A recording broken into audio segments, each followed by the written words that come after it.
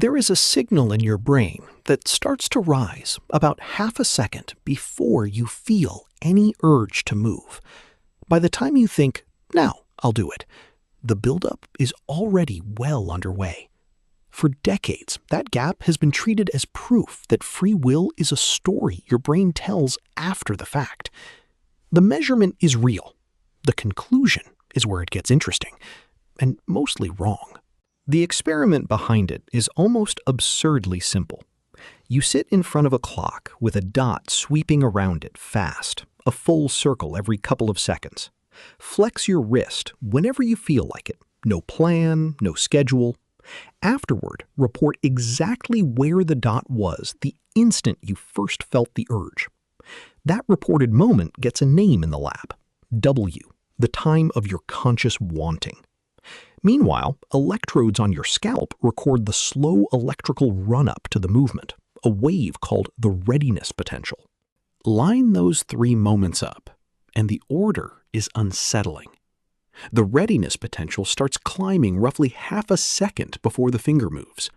The urge, the felt decision, shows up only about 0.2 of a second before the movement.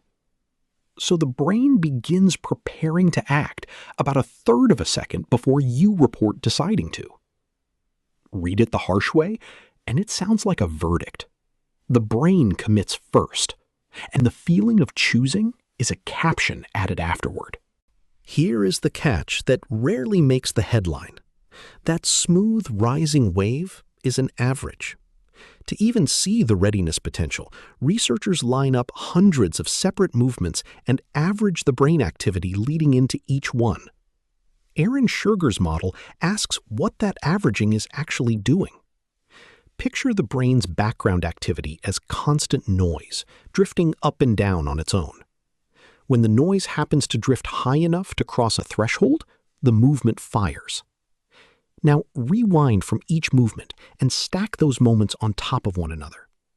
Even if every single trace is just random wandering, the average will always show a gentle ramp climbing toward the threshold, because you only selected the moments where the noise happened to win.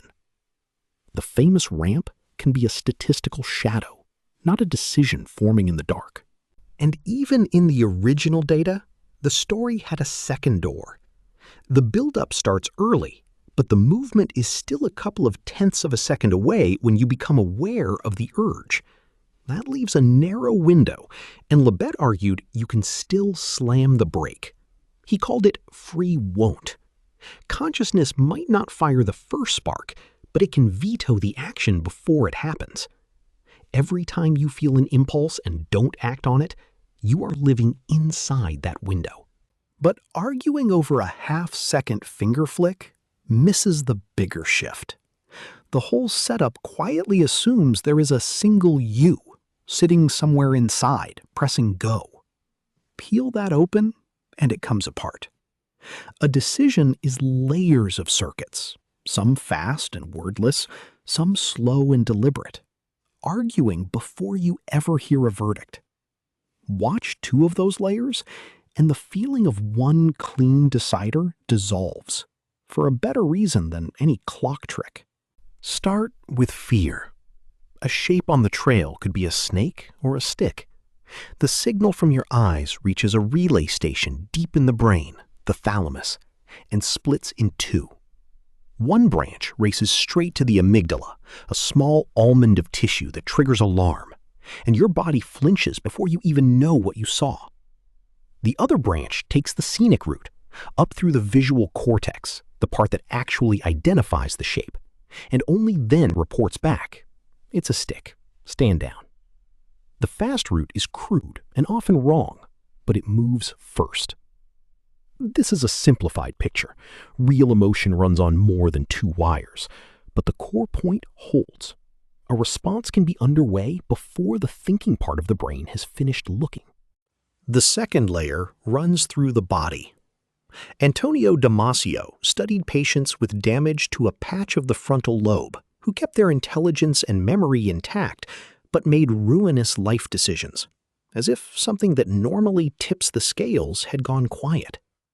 His idea, Every option you weigh gets tagged with a faint bodily signal, a flicker of gut, heart rate, skin. Good options and bad options start to feel different before you can say why, and that feeling pre-weights the choice. In a card game test, healthy players began avoiding the risky decks, and their skin gave a small stress response as their hand hovered over those decks, several turns before they could explain which decks were bad. The body flagged the danger first, and the spoken reason caught up later. So keep an honest scorecard. Does a lot of your decision-making start before the conscious you shows up? Yes, the readiness potential, the fast fear route, the body's quiet tags all run ahead of the narration in your head. Did any of that prove free will is fake? No. The famous ramp may be average noise. The veto window is real. And the values, the second thoughts, the slow route that says it's only a stick, those are you too. Neuroscience didn't delete the chooser. It showed the chooser was never a single voice at a single instant. It's a conversation between layers, and you are the whole conversation.